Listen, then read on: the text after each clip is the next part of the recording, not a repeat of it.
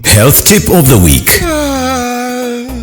Yawning. Yawning is an automatic body response to tiredness or stress. Less commonly, excessive yawning can also be a sign of an underlying health condition. People also yawn when they see others yawn or even when they read about yawning as a form of empathy. Yawning serves a social function, communicating boredom. Some people yawn during prayer or when reading the Bible. Very frequent yawning can signal extended periods of tiredness, such as that which occurs when sleep is inadequate, and depression, anxiety, side effects of medication, or certain medical conditions. Jeremiah 31 verse 25 says, "I will refresh the weary and satisfy the faint."